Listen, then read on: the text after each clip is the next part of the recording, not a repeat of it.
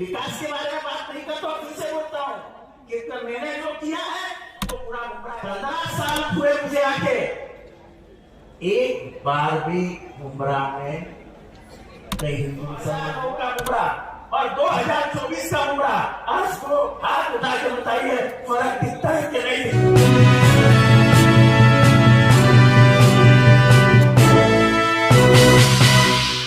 मैं पहली बार ही बोलता हूँ, मेरा भाषण शुरू होने के बाद कोई घोषणा मत देना, मैं डिस्टर्ब हो जाता हूँ।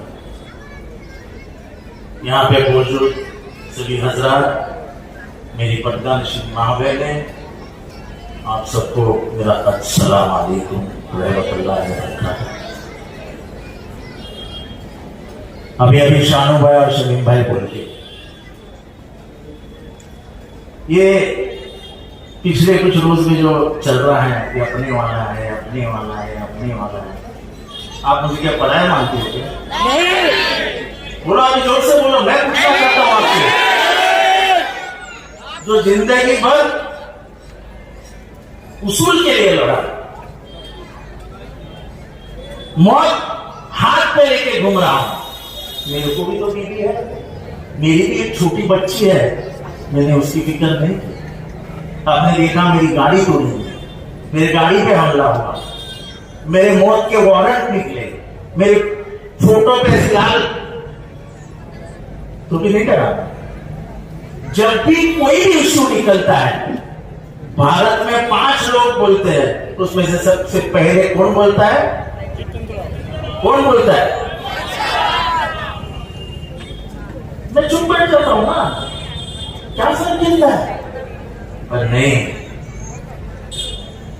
मेरा खून मुझे चुप नहीं बैठने देगी, क्योंकि मेरा खून, मेरे विचार गांधी से आए हैं। ये देश गांधी का है, ये हम जिंदगी भर में नथुराम के हाथ में जाने नहीं देंगे। ये नथुराम की औलाद है जो आज इस देश की अमन और शांति को खराब कर रहा है। क्या बचा है? अपना वाला है, अपने वाला है, चलने वाला है। कहां थे जब धर्मांतरण का विषय आया मुमरा में? जब 400 धर्मांतरण हुआ है ऐसा कहा, तो कौन आया था सब पुलिस से सवाल पूछने के लिए कि मुझे एक धर्मांतरण बताओ और फिर लेके जाओ सबको? पुलिस ने 24 घंटे में बयान वापस किया और कहा कि एक भी धर्मांतरण नहीं होगा, नहीं तो हमारे बच्चे 50 बच्चे उठाए जाते, यूपी में लेके जाती पुलिस, यूपी पुलिस, और उनके माँ बाप चक्कर लगाते। आज विशालगढ़ में क्या हुआ?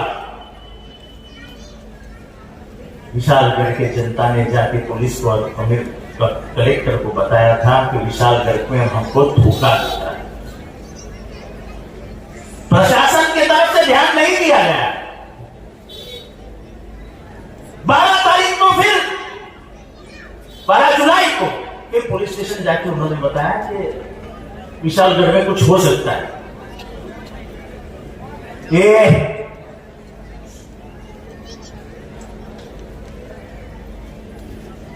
तो भी पुलिस ने ध्यान नहीं दिया और उसी रात को 100 लोग, विशालगढ़ किसी ने देखा है क्या? आपने देखा है? एक ही रास्ता है, एक, उसके अगर नाके पे नाकाबंदी हो जाती तो कोई चढ़ पाता? पुलिस ने सबको ऊपर चढ़ने दिया। ऊपर चढ़ने के बाद उन्होंने दरगाह पे हमला बोल दिया और दरगाह के ऊपर जो घुमट रहता है उसको तहस नहस कर, फिर नीचे उतरे, गजापुर के मस्जिद में घुसे, मस्जिद को तहस नहस कर दिया, हिंदुओं के घर लुटे।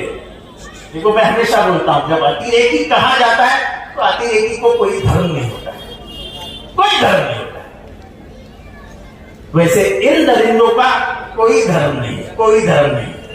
जिस शिवाजी महाराज ने कहा था अपने सैनिकों से कि तुम जब लड़ाई के लिए निकलोगे, अगर बीच में मस्जिद लगती है तो उसको हाथ भी मत लगाना, अगर कहीं पे आपको पवित्र किताब मिलती है तो उसको बाजू में रख देना। ये किसने कहा था?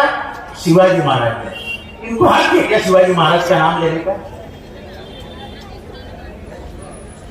पूछते हैं कि तो बीजेपी का डर दिखाते हैं मुसलमानों को। अरे बीजेपी मुसलमान किसी के बाप से नहीं डरता है। बीजेपी कौन है? और हम जैसे लोग जो मौत को फिर रहे हैं। मैं तो लोगों को हमेशा बोलता हूं, मैं दो चीजों से डरता हूं, एक मेरा खुदा गया भगवान और दूसरा शरद पवार। मैं और किसी के पाप से नहीं डरता हूं। क्या होगा? मौत आएगी ना, उससे ज्यादा कुछ नहीं होता है। देने वाला हुआ है, लेने वाला हुआ है। अरे 1300 साल हो गए महाराष्ट्र के संत परंपरा को, कभी भी धर्म के बारे में कुछ नहीं बोला गया था। हमारे तुकाराम नाम के संत थे, उन्होंने अपनी किताब में लिखा है, आज से बराबर 700-750 साल पहले, अल्लाह दिलावे अल्लाह खिलावे। देने वाला भी अल्लाह है, खिलाने वाला भी अल्लाह है। वो तो बड़ी किताब है, उन्होंने बड़ा पन्ना लिखा है, मैं तो छोटा बता रहा हूं। ये थी हमारी संत परंपरा। और तुम मुख्यमंत्री के सामने एक आदमी उठता है जिसको मैं महाराज नहीं कहता हूं, उसके जैसा बंदूक ही नहीं, और नबी के बारे में गलत बोल देता है। और हमारे मुख्यमंत्री जो पूरे महाराष्ट्र के मुख्यमंत्री है, जो 13 करोड़ जनता के मुख्यमंत्री है, वो कहते हैं कि हम उसको हाथ भी नहीं लगाने देंगे किसी को। हम तो किसी को मारने वाला, हम तो किसी को मारने वाले नहीं है।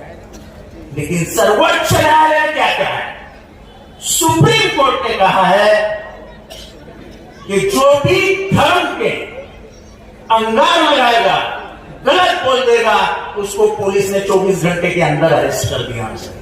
किया अरेस्ट? गजापुर के मस्जिद तोड़ने वाले को अरेस्ट किया, नबी के बारे में बोलने वाले को अरेस्ट किया, और जो चाचा को मारा, उधर मैं और हमारे एक पत्रकार मित्र रफीक कामदार, वो ध्यान नहीं देते तो वो चोर भी नहीं पकड़े जाते। आपको मालूम है बढ़िया चाचा के साथ क्या हुआ? उनको मारा, वो तो कैमरे में आ गया, लेकिन उनको ट्रेन के दरवाजे पे लेके फेंकने की कोशिश की। मुझे फक्र है, मैं हिंदू हूं, मैं ऐसा हिंदू हूं जो मेरे किताब में लिखा है वही मानता हूं। वासुदैव कुटुंबकम। वासुदैव यानी क्या? ये दुनिया, ये मेरा घर है और इसमें मेरी फैमिली रहती है, यानी हम सब भाई बहन हैं। ये हमारे किताब में लिखा है। ये नफरत किसी को कोई सिखाता नहीं, नफरत पार्टियां सिखाती, नफरत पार्टियां सिखाती। और बीजेपी ने वही किया। 2014 से यहां का मुसलमान हैरान नहीं है? हैरान है कि नहीं है? तुम मॉब लिंचिंग करोगे, देश के सीमा पे लड़ रहा मुसलमान का बाप घर में होता है, उस बाप के घर से कुछ खुशबू आती है गोश्त की, अंदर जाते हैं, बिना पूछे उसका मर्डर हो जाता है। ये क्या है? क्या है? आप ये राष्ट्रवादी कांग्रेस पार्टी किसकी थी? चलो बताओ, जोर से बताओ। शरद पवार को एक दिन अजित पवार आता है, धक्का मार के बाहर निकाल देता है और जाते जाते उसके हाथ से कड़ी भी छीन लेता है। ये पाकिट मारो की टोली है, पाकिट मारो की। अरे हिम्मत थी तुम्हारे में ना, मर्द का औलाद था अजित पवार, तो बोलता था कि शरद पवार ने कुटाई लेगी, मेरी कोई दूसरा निशान ढूंढ लेता हूं और लड़ता हूं चुनाव, तो हम उसको मर्द कहते हैं। अरे तुमने तो, तुम्हारे चाचा ने तो देश में बढ़ाई हुई पार्टी है, जो पूरा निशान ही उसने देश लेके गया, तो उसको चुरा कर अपना मेरा मेरा मेरा करके घूम रहे हो। जनता को मालूम असलियत क्या है। जिस आदमी को 5th स्टेज कैंसर हुआ था, जिसकी हड्डी टूट गई थी, वो आदमी आज भी 18 घंटे काम करके इस देश की फिरका परस्त विचारधारा के खिलाफ लड़ रहा है और वो बोल रहा है कि महाराष्ट्र में बदलाव लाके दिखाऊंगा। ये शरद पवार जी की हिम्मत है। वो मोदी जी के सामने नहीं झुके, वो अमित शाह के साथ जी के सामने नहीं झुके। उन्होंने हमारे सामने कहा था, इसको जाना है जाओ, मैं इसको रोकूंगा नहीं, मैं अकेला रहूंगा, मैं जाऊंगा नहीं, उनको जाने से मैं रोकूंगा नहीं। लेकिन मेरे लिए इतनी हिम्मत है कि मैं नौजवानों के बीच में जाके एक नया शरद पवार तैयार करूंगा जो महाराष्ट्र का नेता बन जाएगा। इसको बोलते हिम्मत। विकास तो मैं बात ही नहीं करता विकास की। जिस रास्ते पे आप बैठे हो, ये क्या है? ये क्या है? यही विकास है ना? किसने किया है? किसने लाया ये रास्ता किसने बनाया? ये रास्ता किसने बनाया? तो क्या होता है विकास? अंधा है क्या कोई? अंधा? मुझे हमारे साहब ने विकास ही नहीं किया, अंधा है। बात गोल मोड़ करके बताने की है। इसलिए मेरे भाइयों और बहनों, मैं ज्यादा समय नहीं दूंगा। सिर्फ आपको इतना सोचना है कि जुल्म और जालिम, जुल्म और जालिम को खत्म करना, ये नबी ने आपको बोला है सल्लल्लाहु अलैहि वसल्लम। क्या बोला है कि जुल्म का साथ मत देना, जुल्म के सामने खड़ा रहना और जालिम का साथ मत देना। आज जालिम जुल्म कर रहा है कि नहीं कर रहा है? मेरे को जोर से बोलो यार, तुम चाहते हो ऐसा बोल गया। तो जुल्म को खत्म करने के लिए, जालिम को खत्म करने के लिए आपके पास एक हथियार दिया है। वो हथियार डॉक्टर बाबा साहब अम्बेडकर ने दिया है, जो गरीबों का, तुम्हारा, मेरा, हमको बचाने वाला, हमको इंसान की जिंदगी देने वाला मसीहा था। उस डॉक्टर बाबा साहब अम्बेडकर ने संविधान के तहत एक हथियार दिया। क्या है वो हथियार? आप वोट डालो और ये महाराष्ट्र की सरकार हकार डालो। इसकी अहमियत क्या है मैं बताता हूं आपको। जिस दिन महाराष्ट्र सरकार गिर गई, जिस दिन महाराष्ट्र सरकार महाविकास आघाड़ी के हाथ में आ गई, महाविकास आघाड़ी ने सरकार बना ली,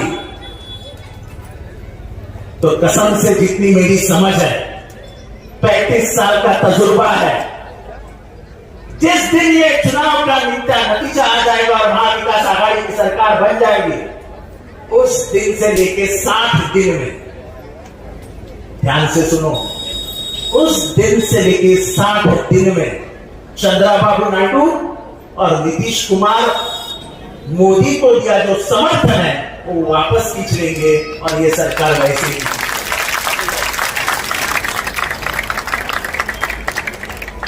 तो महाराष्ट्र जिताना क्यों इंपॉर्टेंट है? बेरोजगारी कहां पर है? बच्चों को बताओ, नौकरी मिलती है क्या? हमारी कंपनियां गुजरात को दी जाती है। हम पहले गर्व से कहते थे कि महाराष्ट्र दिल्ली से घबराता नहीं है, दिल्ली से टकराता है। अब तो दिल्ली छोड़ो, हम तो गुजरात के सामने सर झुका के बात करते हैं।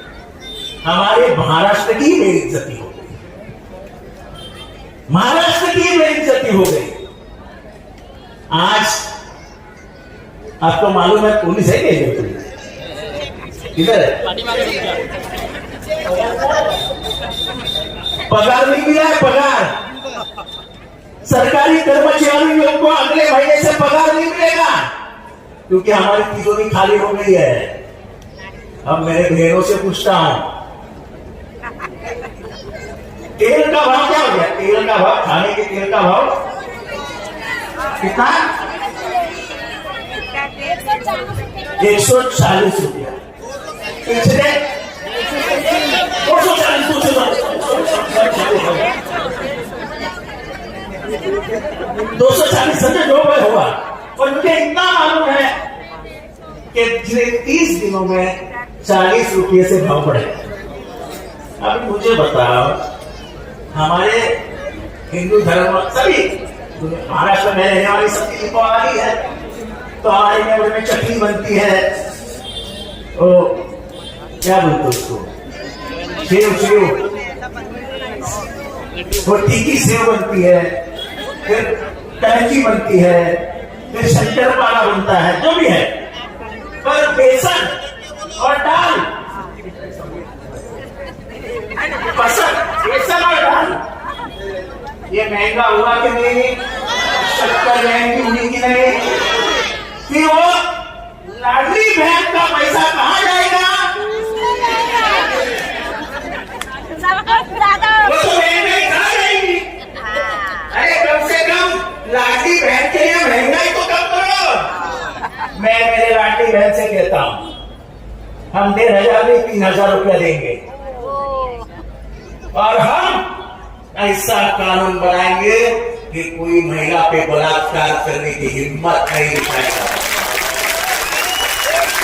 ऐसा कानून बनाएंगे कि कोई बच्ची के ऊपर हाथ डालने की हिम्मत नहीं दिखाएगा। बदलापुर में क्या हुआ, मरवाड़ा को क्या हुआ, एक छोटी बच्ची के ऊपर 2 बच्चियों के ऊपर अत्याचार हुआ, इन्होंने एक आरोपी पकड़ लिया और उसके जो 2 मेन ट्रस्टी थे गायब हो गए। मेन ट्रस्टी किसके संबंधित थे? दोनों ट्रस्टी आरएसएस बीजेपी के संबंध में थे। सुना आपने, गौर से सुना? जैसे ही इनको पता चला कि उसकी मां खूब जबान खोल रही है और बोल रही है कि मेरा बच्चा तो फटाके से भी डर जाता था, वो तो एकदम डरपोक है, मैं उसका समर्थन नहीं कर रहा हूं, लेकिन पुलिस को क्या जरूरत थी उसको गाड़ी में गोली डाल देने की? डर ये था कहीं वो जबान खोल के ये ना बता दे कि ये 2 ट्रस्टी ही गुनहगार है, इसलिए उसको जाके गोली मार। बीजेपी की इज्जत बताने के लिए बीजेपी कुछ भी कर सकती, कुछ भी। खून करना तो उनके दाएं हाथ का खेल है, जैसे महात्मा गांधी का खून करवा दिया, जैसे महात्मा गांधी का खून कर दिया। एक निहत्था आदमी, कोई हथियार नहीं, उसके पैर पड़ने गए और उसके सीने में 3 गोली डाल दी, तो वैसा ही बेचारा मर गया। ये देश शांति के लिए जाना जाता है, खून खराबे के लिए नहीं जाना जाता है, क्योंकि ये देश बुद्ध का और गांधी का है। हम हमेशा मानते हैं कि हम गांधी की पूजा करने वाले लोग, हम नेहरू की पूजा करने वाले लोग हैं, हम अबुल कलाम आजाद के दिखाए हुए रास्ते पे चलने वाले लोग हैं। अब ये देश गोलवल करके रास्ते पे जा रहा है, जो ये कहता था कि मुसलमानों का वोटिंग राइट भी निकालो। हम नहीं कहते, हम ये संविधान जब आया 1950 में, तब ये संविधान हमें नहीं चाहिए। ये पहली बार किसने कहा? आप कंप्यूटर, आप ये ऑपरेट करते हो क्या? गूगल ऑपरेट करते हो? जाके पढ़िए, ऑर्गेनाइजर नाम का एक मैगजीन है, जो बीजेपी का मुखपत्र था, तब बीजेपी नहीं थी, जनसंघ और आरएसएस का मुखपत्र था। उसमें पढ़िए कि कॉन्स्टिट्यूशन को विरोध किसने किया था, सब आया, उन्होंने तिरंगे को विरोध किया था। अब तो मोदी जी हर एक साल के बाद आते हैं, घर घर तिरंगा, घर घर तिरंगा, घर घर तिरंगा, घर घर तिरंगा। अरे भाई, तुम्हारे लोगों ने तिरंगे को विरोध किया था 93 में। कांग्रेस के कार्यकर्ता आरएसएस के मुख्यालय में घुसे और उन्होंने तिरंगा लगाया, तभी आरएसएस के कार्यकर्ता पुलिस स्टेशन में गए और कांग्रेस के कार्यकर्ता के खिलाफ केस डाली। आज लोग केस के कोर्ट। तुम तो तिरंगा लगाने से शर्माते थे। 1942 में तुमने लेटर लिखा था कि हमें ये भारत छोड़ो आंदोलन का विरोध करना है, ब्रिटिशों हमको साथ दो, उसकी औलाद हो तुम इस देश में शांति और आजादी नहीं चाहते। ये देश, उसकी पहचान अलग है। कश्मीर में एक भाषा है, केरला में एक भाषा है, गुजरात में एक भाषा है, आसाम में एक भाषा है। तो भी अभी यहाँ पे बैठे लोग कोई जौनपुर से है, कोई कोंकण से है, कोई हो सकता है दक्षिण से हो, लेकिन हम सब इधर आके भारतीय बन के अमन और शांति में रहते हैं। 15 साल पूरे मुझे आके एक बार भी उमराह में कहीं हिंदू मुसलमान हुआ? हम जीते हैं अमन और शांति के लिए, लेकिन अमन और शांति के साथ हम किसी को हाथ में कानून नहीं लेने देंगे, किसी को भी कानून हाथ नहीं मानेंगे। विकास के बारे में बात नहीं करता हूं, फिर से बोलता हूं कि मैंने जो किया है तो पूरा मुमरा जानता है। मैं आपसे एक ही सवाल पूछूंगा, 2009 का मुमरा और 2024 का मुमरा, आज को हाथ उठा के बताइए फर्क दिखता है कि नहीं दिखता है? सबके हाथ ऊपर चाहिए, सबके हाथ ऊपर रखो। मैं ये दादागिरी से नहीं कह रहा, प्यार से कह रहा हूं, जिसको उठाना नहीं मत उठाओ भाई। तो बात इतनी ही है, बात विचारधारा की है। आप बीजेपी के विचारधारा के साथ जा सकते हो क्या? क्या बीजेपी को अंदर ला सकते हो क्या? हमारे विचारधारा को आप दिल से निकाल सकते हो क्या? मेरे को गाली देने वालों इतना ही सुन लो कि घर घर में जितेंद्र आवाज है, मुमरा के हर एक घर में जितेंद्र आवाज है। जब मैं कोरोना में बंद था और मेरे मरने की जो आस लगाए बैठे थे, उनसे पूछना चाहता हूं कि मेरे बीवी को इतने औरतें के फोन आने के, रो रो के, सांप कैसे है, सांप कैसे है। ये मैंने कमाया हुआ धन है जो लोगों ने अपने दिल में मुझे दिखा दिया। तो मुझे दिल से नहीं निकाल सकते, तो मुझे दुनिया से निकाल सकते हो, लेकिन दिल से नहीं निकाल सकते हो। और इसलिए मैं आपकी मोहब्बत को सलाम करता हूं और फिर से एक बार कहता हूं, जो भी बोले कि जितेंद्र आवाज बीजेपी का नाम लेता है, हाँ लेता है। बचपन से आरएसएस को विरोध करते आया हूं, बचपन से, आज नहीं कर रहा हूं। जब जान को धोखा था तभी भी आरएसएस को विरोध किया है मैंने। जिसने गांधी को मारा वो मेरा आदर्श कभी नहीं बन सकता है। तो मुझे मत सिखाओ उसूल और आइडियोलॉजी, ये मैं खाता हूं, खाता। मेरे पेट, मेरे खून में आइडियोलॉजी है, मेरे जुनून में आइडियोलॉजी है। मैं मेरा सर कभी नहीं झुकाऊंगा, मर जाऊंगा, लेकिन इस देश का संविधान और इस देश का लड़ता रहूंगा।